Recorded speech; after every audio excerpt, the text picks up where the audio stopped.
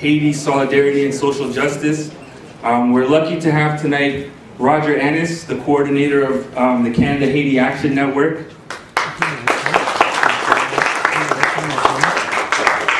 And he's going to be giving a brief presentation, or not a brief presentation, he's going to be giving a very detailed and in-depth presentation, an informative presentation about his trip to Haiti in June last year.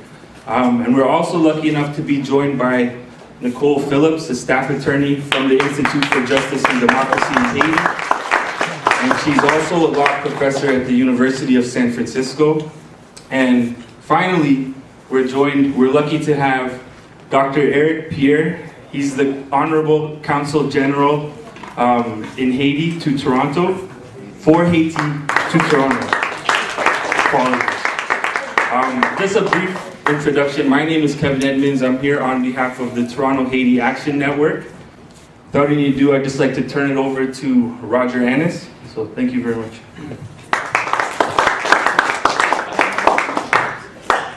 Good evening, everyone. Thanks for coming out. Thanks to the Workers' Assembly, Toronto Haiti Action Committee for organizing tonight's event.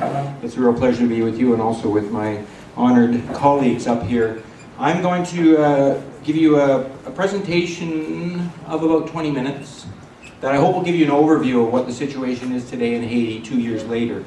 We had a delegation who was there last June. We wrote a number of extensive reports and letters as well, which we addressed to members of Parliament, to Canada's media, to our trade union movement, lots and lots of others. We like to think one of the results of that was we were able to meet yesterday with the editorial board of the Toronto Star and have an interesting, very positive, but challenging exchange, which can only benefit the future coverage that they will do. And so, yes, that's what I'll provide you with tonight. We spent 10 days in Port-au-Prince in the earthquake zone.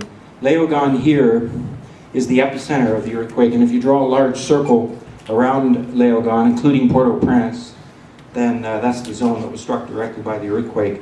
And there were about 3 million people who reside in that who were directly affected by the earthquake. So 2 years later, international aid has accomplished a great deal. I'll say that right now. It has saved lives, it has provided health care, it has provided water, food, it has begun to the clearing of rubble, some housing has been built, temporary shelter has been built, but the overall story is a very troubling one. It is a relief and aid effort that we consider to be very flawed, if not even inadequate and failed. That's certainly what I will present. That's certainly what our observations were, and they are shared by many, many, many Haitians, above all Haitians, but also international organizations like ourselves that are trying to assist Haiti and build solidarity. So, yeah, of course, the evidence of the earthquake is going to be everywhere, and this will necessarily be the case for years. This was a massive event in a city which is extremely prone to such a natural disaster because of the conditions of poverty and underdevelopment that were prevalent there already. This one neighborhood that we visited gives you a sense of the work. Concrete buildings, poorly constructed, many of which were heavily damaged. All the blue you see there are roofs that have collapsed, are now covered by tarps. This neighborhood that we went through is on a very hilly terrain and doesn't really have roads into it, it's footpaths. So imagine if you're a builder and you need to repair that with concrete and rebar, the task of what's involved. Either demolishing those, many of which will require demolition, or getting in there for the major structural repair. It's a huge job, and nobody, including the Haitians, think that this can be done in a month or 6 months or a year or even a couple of years. But what the Haitian people want and expect, and I think what all of us internationally must expect, is that a much more robust and substantial effort should have been well underway today in Haiti. And we were very dissatisfied with what we saw. This will give you a sense of the challenge today, the overall economic and social conditions prevailing in Haiti. They are immense. And these are not post-earthquake conditions alone. This is what Haiti was at the time of the earthquake, and now things are a whole lot more difficult. So yes, all of this has become more difficult, but it's not as if the problems weren't there to begin with. And so to successfully assist Haiti to get back on its feet and begin some real meaningful social development means tackling not only what happened on June 10th, June 12th of 2010, but it means tackling the basic structural systems in place in the world that made Haiti so poor and so underdeveloped in the first place. And if aid and reconstruction doesn't take account of the pre-existing conditions of poverty and underdevelopment that have been imposed on Haiti, then it will be a failure. It'll simply be repeating the same old. And that is certainly our concern from the get-go following the earthquake. We wanted to see a new page turned in Haiti. It's what all the international governments and international organizations promised in the weeks following the earthquake, if you remember. Everyone said, oh my God, look how poor Haiti's become. We've got to change these conditions that have made this in the first place. But, I mean, food insecurity worse in the year 2011 compared to the year 2010. This disaster of cholera that was brought to Haiti by the negligence, the criminal negligence of the United Nations, the unemployment rate of 80%, of which really next to nothing has been done. The same problems of access to potable water that were there before, really not too much progress, and above all, this overriding problem of housing and shelter. So it's an immense job, and there's important historical questions to take into account as Haiti and its international allies tackle this. I won't bombard you with too many facts and figures here, but I did want to give you a couple of these slides that give you the overview. These are very important. Even on the second anniversary of the earthquake, Canada's media did not get the story right of what has and has not happened with aid. Figures were mixed, jumbled. There's three important categories for the aid that went to Haiti or was promised to Haiti. The emergency aid, this figure there of $2.5 billion, which is there to provide the immediate assistance that saved lives and prevented further casualty, further human loss. One can debate the effectiveness of that aid, but it went in and it did save a lot of lives. It was not, Haiti is not some endless pit into which you throw money and nothing results. Not true. Things can be accomplished, including by Haitians. And so this was weak and flawed for sure, and requires a lot of discussion, and whole books and treatises are being written about it. But don't accept the argument that this is all, Haiti is just some lost cause basket case. Incredible things were done by Haitians as well as by their international allies and supporters that bear acknowledgement. In fact, we're very lucky to have with us tonight Dr. Tanya Sacristan, if I pronounced that right, who's a surgeon who served in Haiti in those weeks and months after the earthquake. One of the many international heroes that went to Haiti, or Harry Hahn, who's here, delivering water systems in Haiti. Or most recently, Augusta Dwyer, who's gone down to Haiti to research conditions, and she's going back again to write about them. And maybe there's some others here in the audience that I haven't mentioned, but any of those who have gone down to assist are heroes and warrant our thanks. Here's the really troubling figures, the $4.5 billion that was promised for reconstruction in Haiti for the years 2010, 2011. And of course, there's much more money in the years ahead that has been promised. But first of all, only half has been delivered. And secondly, the effectiveness of that delivery is very much in question. For example, with housing and shelter, most of the money for housing and shelter has been spent only on temporary shelter. And we're 2 years later now. It's time to begin to build permanent homes and stop building so much temporary shelter, because temporary is the really operative word. And you get a sense of proportion here as well. Only less than 1% of the emergency aid funding was delivered directly to the Haitian government and to Haitian national institutions. Now that's partly a reflection of the existing weakness of Haitian society, but it's also a reflection of the decisions by the international organizations as to whether they will go in and assist Haitian capacity or simply go in with their own idea of what will be done and proceed to do it, because after all they have the money and the Haitian government doesn't. And really the same kind of disproportion in the recovery, where only something between 6 and 10% of recovery activity is actually being delivered by the Haitian government or by Haitian institutions. And then you have this whoppingly huge presence of NGOs and charities, which wield as much money, really, almost as much, as what's called bilateral aid. Bilateral are international governments and UN agencies. So you can see the charity NGO presence in Haiti is as big, almost, as the presence of all of the governments and UN agencies of the world. So It's a pretty unique and complicated and difficult situation. Now, as to the physical state of the earthquake zone, this is the only systematic study that was made of what happened to the people who lost their homes or whose homes were damaged. This was a very important part of what earthquake aid money provided. Every building in Port-au-Prince was surveyed in the several months after the earthquake. It was a California architectural firm led by Miyamoto, who trained Haitians and others in the complicated task of going in and looking at all the buildings and deciding on their condition. And here's what they came up with. So almost half of Haiti's buildings are unsafe to inhabit, far more vulnerable to earthquake, tremors, even strong winds than was the case before the earthquake. But oh, look what's happened. Massive relocation into the damaged homes. Why?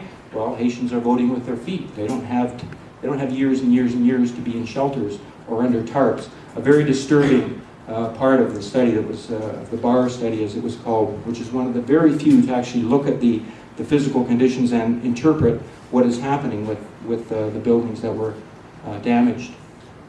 Now, people are moving back into damaged homes because the alternative are the camps of displaced people, which are very difficult and harsh places to be in the first place, leave alone 2 years later. And you see the camps everywhere through the earthquake zone.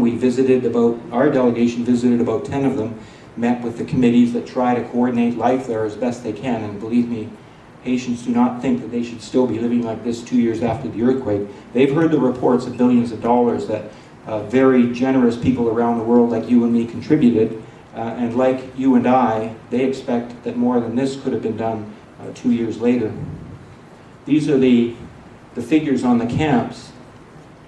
They're down, the numbers of camps now down to about 700, with a total population of somewhere around 500,000. So on the figures there showed 500,000 people in the camps, which is down from 1.5 million in the early summer of 2010. That was the high point for the number of residents of the camps. And so a certain spin was put on these figures on the second anniversary of the earthquake, saying, aha, look at this, we've reduced the number of people in the camps from 1.5 million in early summer 2010 down to 500,000 today. That's not 1 million people that found housing and shelter. That's the hundreds of thousands that I spoke to you about that have moved back into damaged homes. It's the people that are living in temporary shelters 2 years later in very difficult conditions. And what you would have seen on that slide are figures concerning the conditions in the camps themselves that are very distressing. For example, in September of last year, the number of camp residents that had access to clean, safe drinking water was down to only 7% of residents of that 500,000, down from 48% just earlier that year, a huge reduction in clean water. And then the same problem with sanitation and the availability of latrines. Yeah, here are the figures here. And this is because international organizations' funding is drying up, or they're deciding to pull out for whatever reason, and nobody's stepping into the breach. This figure of water is especially distressing because Haiti's in the midst of an ongoing cholera epidemic. Now, the temporary shelters that I mentioned to you these are among them. This is in the settlement of Corail-Cesles. These are like ovens in the daytime, so temporary is the operative word here. There are actually many Haitians as well as international architects and engineers who don't agree with having a massive construction of temporary shelters, because the money and resources put into this, therefore, may not be available for permanent housing, and especially today, 2 years later. There are many voices in Haiti saying, look, enough with the temporary shelters. We've got 90,000 built, fine. Where are the new houses? There are only about 5,000 new houses, according to the best estimates, that have been built since the earthquake. 5,000, and you saw the figure earlier, almost 200,000 of Haiti's, the buildings in Port-au-Prince were damaged beyond safe habitation. So the figures are way out of whack. Now, there's also an important story about Corail-Cesles, which is a decision by some international organizations, including that of Sean Penn, which was founded on a very, I think, solid humanitarian concern, which is that the large camp of 50,000 people that was here on the Pétionville golf course in the weeks and months after the earthquake were on extremely dangerous terrain, very hilly if not mountainous, so whenever it rained, the runoff of the rain was very dangerous, especially for the children. So the idea was to get people out of the golf course. Well, where did they choose? Well, they could have chosen anywhere here in Port-au-Prince. There's lots of empty space there. It's a very crowded city, it's true, but there's an awful lot of empty space in there as well. Instead, they located this thing way the heck up here. These two white triangle areas are the official Corail-Cesles settlement. These are temporary shelters up here. The white is the ground has been sort of bulldozed to have it, in theory, water drainage, better water drainage. And so the plan was to build a new settlement up there of 50,000 people, bring in factory investment, build schools, get some healthcare centers in there and so forth. The plan has failed. There's only about 6,000, 7,000, 8,000 people living in the official part of Corail-Cesles. But this lighter shade of white here is the tens of thousands of people that have moved up there to establish unofficial settlements because they've heard that a new community is going in there. International services are supposed to be going in there, so we're going. This is a better option for us than being stuck in our shanty town somewhere here in Port-au-Prince. Far from Haiti beginning to be able to reduce the size of Port-au-Prince by putting priority on agricultural development, because after all, that's why most people are in Port-au-Prince. They're refugees in their own country, victims of the agricultural policies of the large countries of the world, above all the United States, but also Europe and Canada. Instead of drawing down Port-au-Prince and the other cities by developing agriculture, because there isn't an effective economic plan in place, and there's not an effective housing and shelter plan in place, people are voting with their feet. They're moving back into damaged homes, or they're staking their claim on a little piece of land in a very arid and difficult part of the country here, well north of the city. So now you have really another massive expansion of Port-au-Prince happening with this temporary settlement, because, I mean, if I was in their shoes and you were in their shoes, you do the same thing. It offers them a better hope than being stuck in Carrefour or in Cité Soleil or in wherever they are. But it's not a plan. It's not what should be happening. What should be happening is robust community development happening here, housing being built, schools and healthcare centers, and then jobs and employment being created. But it's that absence of an overall plan, first by the Provincial government, and now by the Martelly government, together with its international allies, that has created an even larger headache, really. It's very tragic to go up there, although the people here wouldn't think of it that way. They would say to me, well, this might look tragic to you, but it's a hell of a lot better than Cité Soleil, or so I hope. Now, the conditions for women are especially difficult and troubling, and there was an important report that was, there's been many reports published on this, and many women's rights organizations that are active on this issue, but the one I would draw your attention to if you want to read more on this, which you find on our website, is this report by Human Rights Watch that was published in August of last year. It details especially the difficult conditions for women in the camps, which are difficult.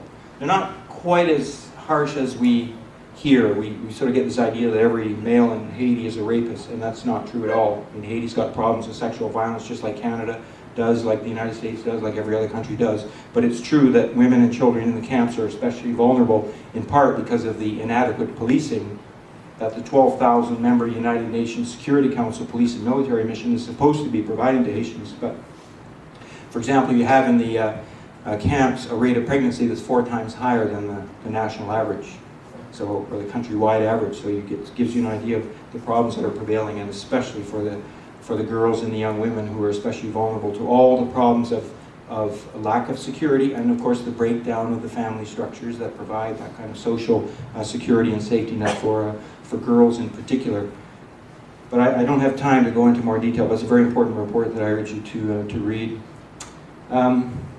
These two political leaders, for us, symbolize much of the problems that Haiti is facing today. On the right, President Michel Martelly, who came into power in March following a 2-round electoral process, which we consider, and many Haitians and international observers consider fatally flawed. Among other things, the political party of Jean-Bertrand Aristide continues to be excluded from participation in elections in Haiti. That's been the case since the year 2004. And I can tell you there's not a single newspaper in Canada that's reported on that political exclusion. It's a scandal. Can you imagine if, let's say, Iran held an election and it excluded the largest political party from participating? What a hue and cry there would be in the Canadian press, and there'd be resolutions passed by the Parliament condemning Iran and every other thing, and yet this thing goes on and on. So, and President Martelly is someone with a past that is closely associated with the Duvalierist regime of the past, as well as the two coups d'etat that have occurred in Haiti in 1991 and 2004. So we're very concerned with this election, which was entirely financed from abroad, entirely financed by the US, Canada, and France, and in which many Haitian people say, look, this is not the time to be having an election. We've got a social crisis, we've got a cholera epidemic, and we've got this problem of political exclusion of the Famille Lavallas as well as other parties. Let's hold off. President Clinton is the person who controls the purse string in many respects. He's the head of the Reconstruction Commission, to which most of that $4.5 billion that I mentioned to you earlier in recovery funds pledged.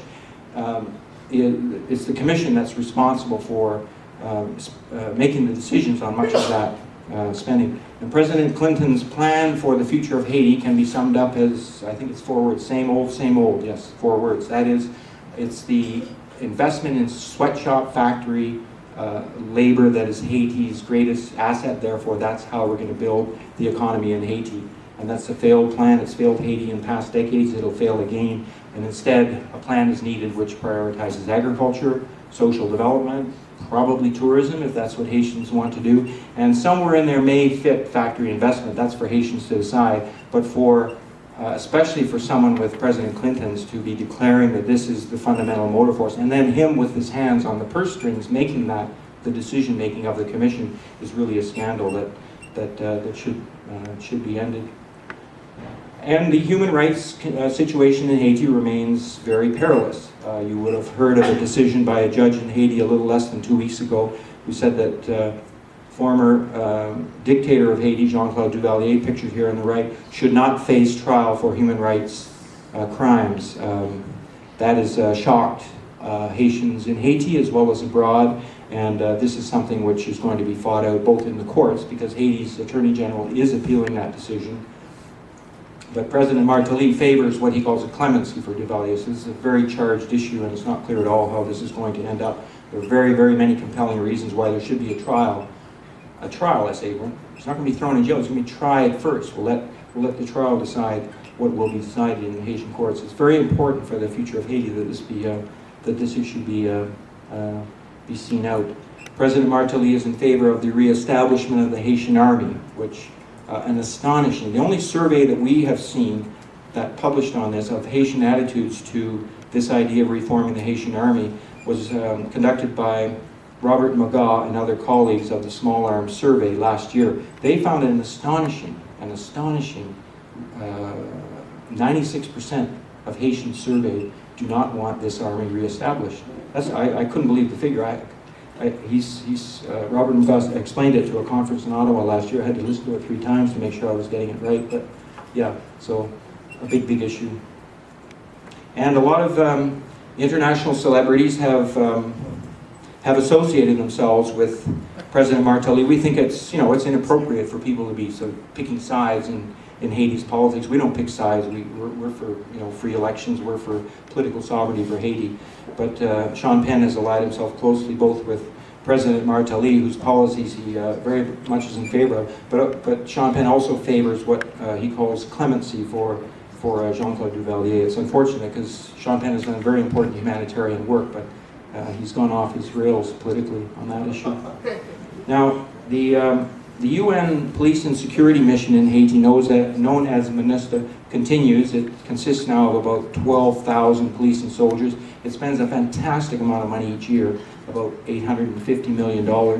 This force came into existence in the year 2004, following the overthrow of the elected President Jean-Bertrand Aristide that year. And the purpose of the force is to maintain the political status quo, prevent Haitians from retaking the road of sovereignty and social justice that the election of President Aristide in 2000 and earlier elections represented. So this is nothing but a destructive force to Haitian sovereignty. Whatever one might say about, you know, how it's nice to have them in the neighborhood once in a while policing, they are a force that symbolizes the negation of the sovereignty of the Haitian people, and they actually don't do very good policing either, and don't lift a finger, or hardly a finger, for human development right now in post-earthquake. Its presence in Haiti should be ended, and we'll be joining those raising our voices against this increasingly in the months to come. This force is in deep trouble because the Haitian people are opposed to it in large numbers. I won't say in their vast majority because we don't know, but because it's a very contested issue in Haiti itself because of the perception that maybe this force could provide us with effective security. But the force is in deep trouble, and this is the visit of the Security Council mission to Haiti this past week. And the woman at the podium is Susan Rice, who's the envoy of the United States to the Security Council.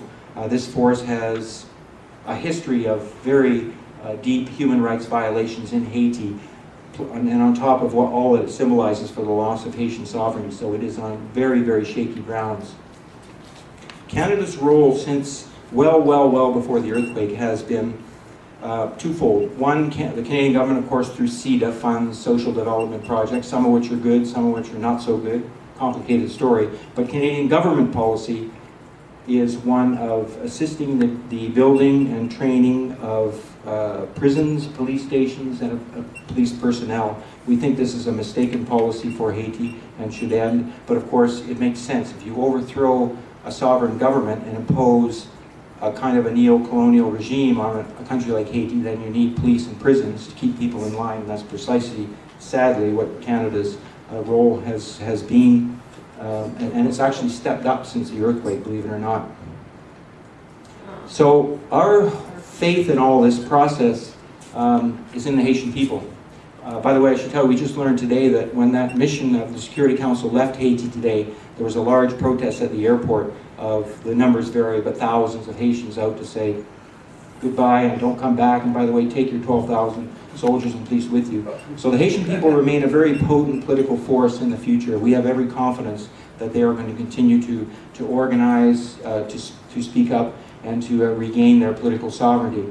There's been growing numbers of protests on a range of social and political issues.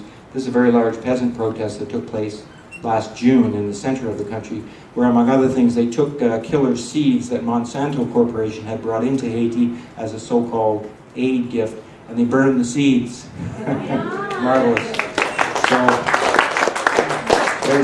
So there's a real will to struggle in this, and of course this man represents much of that in a symbolic sense. Now, President Aristide, this is his return to Haiti 2 days before the second round election that brought President Martelly into the presidency in March of last year, March 2011. President Aristide will not be the next presidential candidate of Famille Lavalle's party. He has said that that's not going to be his role in the party. He's very much a part of the leadership of the party. The party's getting back on its feet. It's intending to have a national congress later this year. We simply say that it's a very important political actor in the country that should be front and center, along with all the other parties that are proved themselves to be important and relevant to the Haitian people. And so we would like to convince the Canadian government of that fact, which we haven't been able to do yet, but we intend to keep up the pressure on that.